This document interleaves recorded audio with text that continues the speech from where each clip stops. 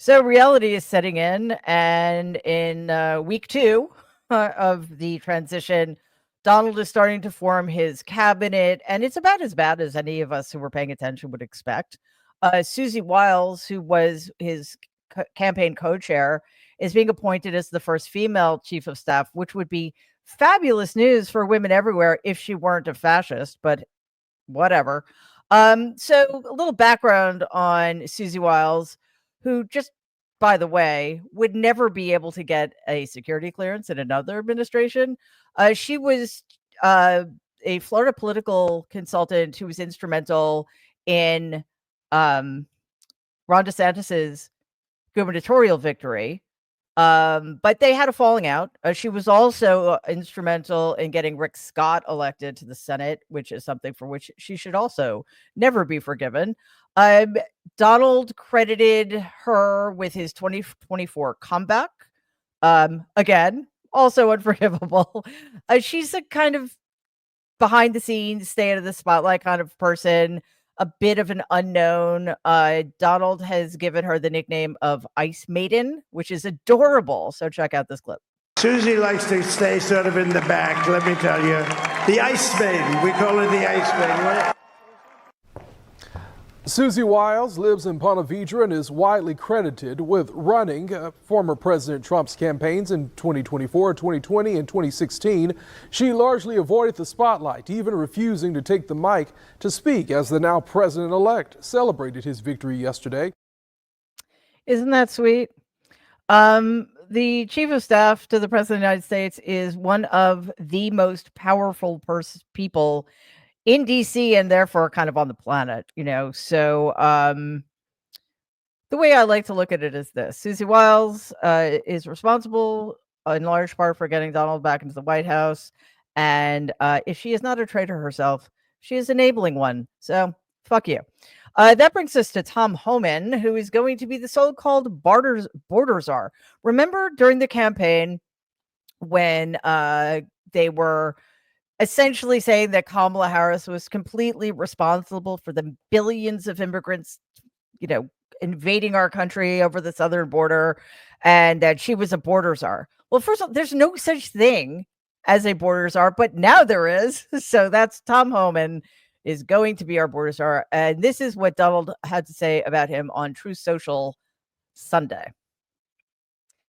I am pleased to announce that the former ICE director and stalwart on border control, Tom Homan, will be joining the Trump administration in charge of our nation's borders.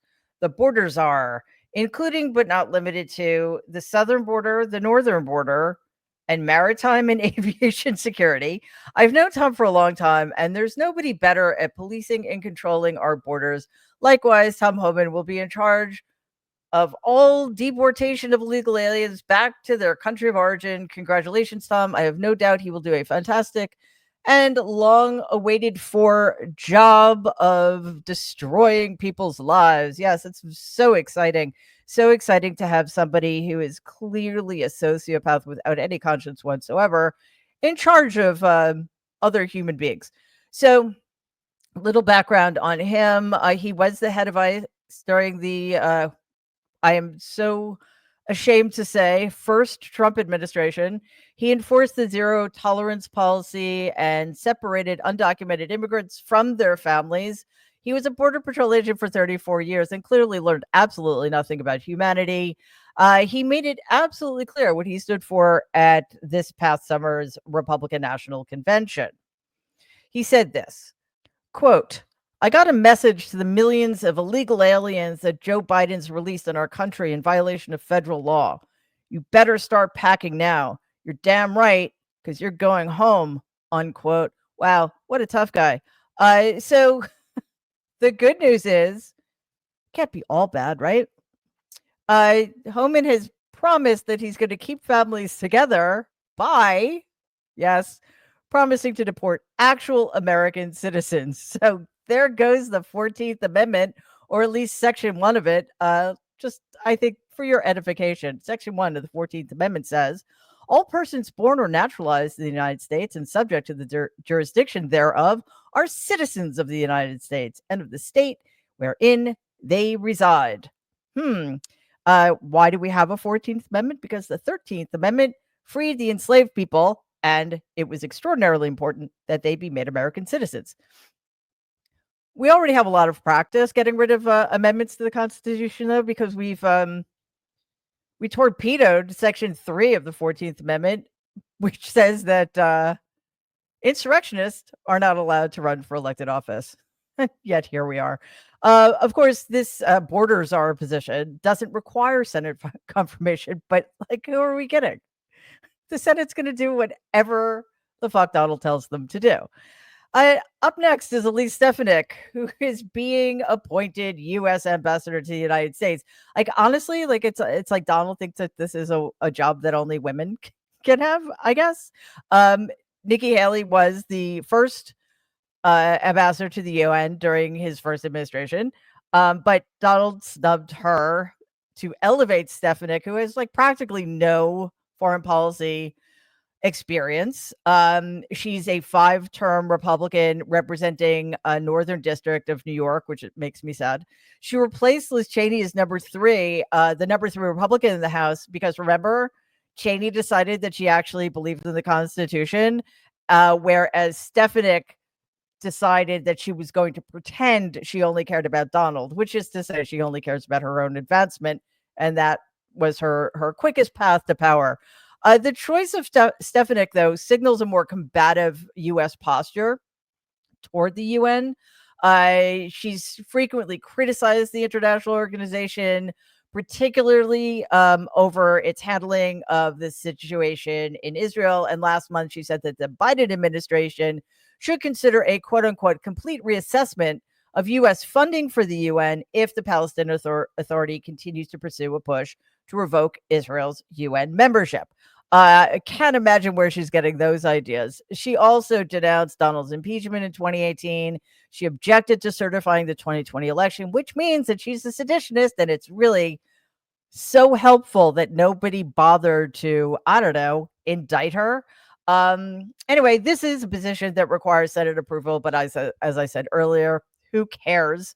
They're going to put in anybody Donald wants them to put in. But here, this is probably the worst thing I could possibly say about this extraordinarily vile woman. Look at this clip.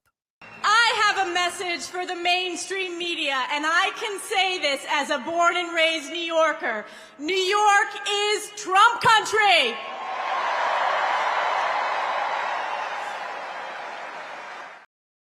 Yeah. I have a message for you. You just creep. Then that brings us to Stephen Miller. I don't want to talk about him much because he is just a straight up Nazi. And the fact that he is somebody we continue to have to reckon with is one of the most disgraceful things about this business we find ourselves in. Stephen Miller is going to be appointed Deputy Chief of Staff for Policy. He's a longtime immigration advisor to Donald, which basically means for a very long time now, he has been given permission to abuse and torture the most vulnerable among us. So we have some henchmen in waiting, which is to say we're not entirely sure what their roles are going to be, whether they're going to be official, whether they're going to be more behind the scenes. Elon Musk, South African oligarch who essentially helped buy this election for Donald Trump, has been living at Mar-a-Lago since the election practically. So to make matters worse, it's becoming quite clear that Donald is going to, again, whether in official capacity or not, use Musk as an advisor or as somebody who is going to be worse than that. Here is a video about what Elon's role may or may not be. I don't know if Elon Musk is literally going to be on the federal payroll. I mean, he doesn't need the money, first of all.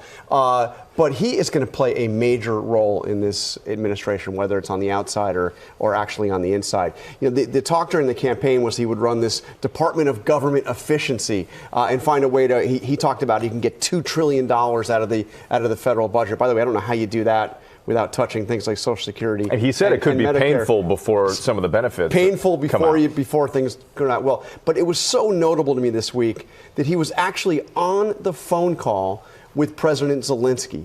So that's not government efficiency. That's also taking a really critical foreign policy, national security direction. Mm-hmm. Yeah. Painful for whom?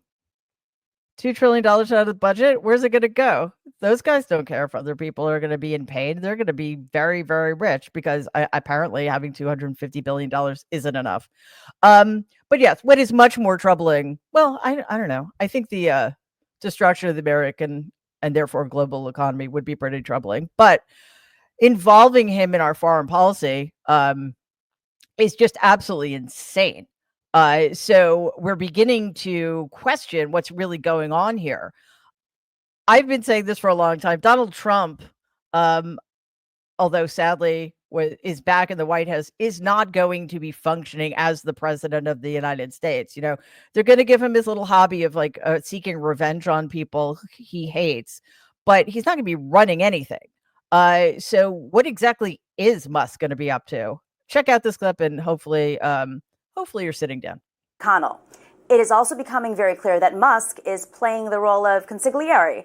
So what's your take, Robbie? I don't know if he's the well, this is the question is he the consigliere or is Trump the consigliere? Exactly. Is Elon Musk the shadow president? I think it's oh my God. interesting to see. And it delights me. I think it's just wonderful.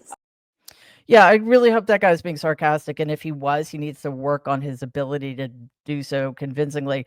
Anyway, who's the conciliary? Who's in charge? I don't know, but Donald Donald is just going to be rubber stamping anything. We see that he is already just delegating, and we know that he owes a lot of people, so he'll just play golf and I guess play, not fiddle, because he doesn't know how to do anything creative. He'll play golf while Rome burns. Okay, Robert Kennedy, who is also just one of those unqualified cranks and hacks out there, essentially is claiming that he's going to be in charge of the Food and Drug Administration, Health and Human Services, Centers for Disease Control. Wow, he's going to be really busy, especially considering the guy has not one qualification. Yes, make polio great again. Donald said during his election night victory speech that Kennedy will, quote unquote, make America healthy again. Yeah, let's keep drinking raw milk, shall we? And he added, go have a good time, Bobby. Well, hopefully Kennedy's going to keep drinking raw milk. So, it might limit the amount of damage he's able to do. But here are his so-called views on science. RFK Jr.'s views on science and medicine have been controversial at best and often scientifically wrong. He's touted debunked studies that connect vaccines to autism, disproven by much research, with the CDC clearly stating there's no connection between the two. And now RFK is talking about another hot button issue, saying he will advise cities to remove fluoride in drinking water. I think fluoride is on the way out because of that court decision. I think the faster that it goes out, the better. The court decision he's referring to is from September, when a federal judge ordered the EPA to further regulate fluoride in drinking water. The determination stemming from a U.S. government report from the National Toxicology Program, concluding that fluoride at 1.5 milligrams per liter, twice the recommended amount in U.S. drinking water, is linked to lower IQ levels in children. It shows lowering IQ in our children. But that's not exactly what the study said in the U.S. It said, quote, no studies evaluating IQ were conducted in the United States. It was based primarily on data from non-U.S. countries, including Canada, China, and Mexico, getting higher levels of fluoride. It also found that about 1.9 million people, or less than 1% of the U.S. population, are getting naturally occurring fluoride at levels of 1.5 or higher. You know what happens when you take fluoride out of water? Well, one, kids get more cavities. So unless like a cabal of greedy dentists is behind this, I don't know. But also there's an increase in brain infections from untreated tooth decay. So yeah, that sounds great to me. Also, on a very serious note, please make sure you and all of your children get up to date on all of your vaccinations before January 20th, 2025, because I'm telling you, these people want to destroy people's health. They want to make all vaccines illegal. And if you think I'm kidding, a state that starts with an I can't remember, I think it might have been Indiana, has already made COVID vaccines illegal in that state, which is, also certifiably insane. And if somebody can please explain to me why lawyers and judges and I don't know, whatever Kennedy claims to be, are making decisions about science and medicine, please, I'd like to know. Like, seriously, explain it to me like I'm 5, because I don't get it. Okay, so finally, we have the run to replace Mitch McConnell as Senate Majority Leader. Of course, the Senate has been instructed to hold the line until Donald gets there. So check out this clip. We know that the Republicans have also won majority in the Senate. What is Trump saying about GOP leadership there?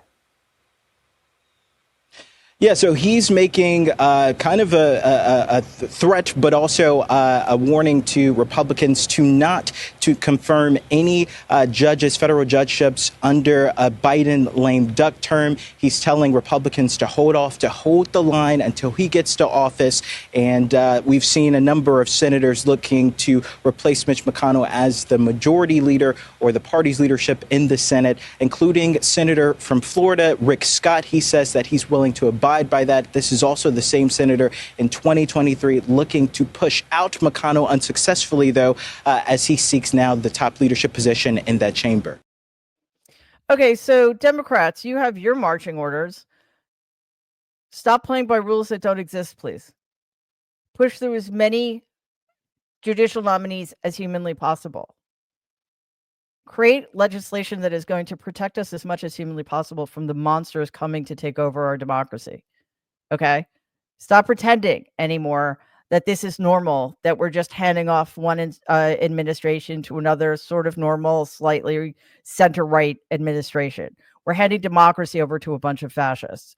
By the way, Elon Musk has endorsed Rick Scott to take over from Mitch McConnell, which tells us everything we need to know about why Rick Scott should not replace Mitch McConnell. But at this point, I honestly don't even think it matters. All right, buckle up, everybody. It's going to be a ride. Hey, everybody.